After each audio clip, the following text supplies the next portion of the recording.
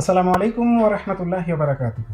সুপ্রিয় ভিউয়ার্স, যে যেখান থেকে এই ভিডিওটি দেখবেন, তাদের জন্য এই ভিডিওর মাধ্যমে একটি বিশেষ বার্তা দিতে চাচ্ছি। একটি আহ্বান, একটি অনুরোধ, যেভাবে নেন আপনারা।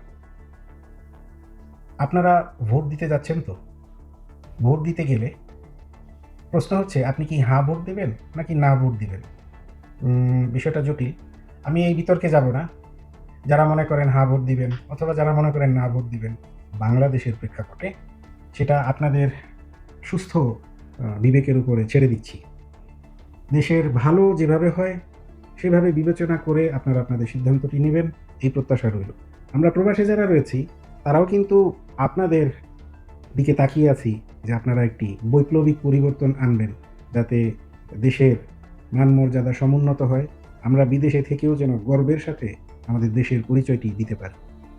বিষয়টি একটু ভিন্ন। এখন যেটা বলব সেটা হচ্ছে, এই ইতালিতে যারা বসবাস করেন, যাদের ইতালীয় নাগরিকত্ব রয়েছে, তারা কি জানেন যে আগামী মার্চের ২২ ও ২৩ তারিখে একটি গণভোট হবে? জি, হয়তো অনেকে জানেন। গণভোটটি আসলে কিসের জন্য?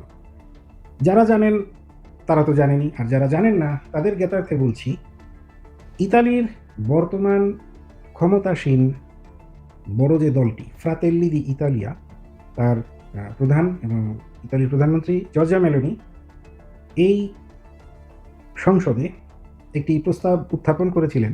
তিনি চাচ্ছেন বিচার বিভাগকে পুনর্গঠন করার জন্য। এর কারণ হচ্ছে, আমরা দেখে এসেছি ইতপূর্বে, উদাহরণস্বরূপ এখানকার যে অভিবাসী, এই অভিবাসীদেরকে আলবানিয়াতে ফেরত পাঠানো হয়েছিল। ইতালির উচ্চ আদালত সরকারকে আদেশ দিয়েছিল তাদের ফিরিয়ে আনার জন্য।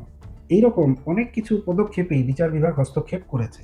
ফলে এই সরকার বিচার বিভাগের উপরে মহা ক্ষিপ্ত, এবং তারা চাচ্ছেন যে বিচার বিভাগকে পুনর্গঠন করা এমনভাবে যেন সরকারের নেয়া উদ্যোগগুলোতে বিচার বিভাগ হস্তক্ষেপ করতে না পারে।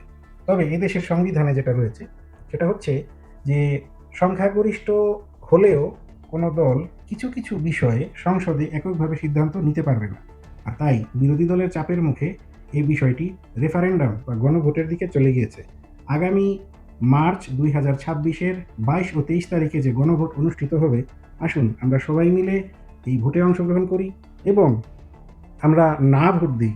আমরা না ভোটটা এইজন্য দেব, যাতে এদেশের যে বিচার বিভাগের স্বাধীনতা রয়েছে সেই স্বাধীনতা ক্ষুণ্ণ না হয়। আশা করি বুঝতে পেরেছেন। সঠিক কাজটি করুন, আপনার বিবেককে কাজে লাগান।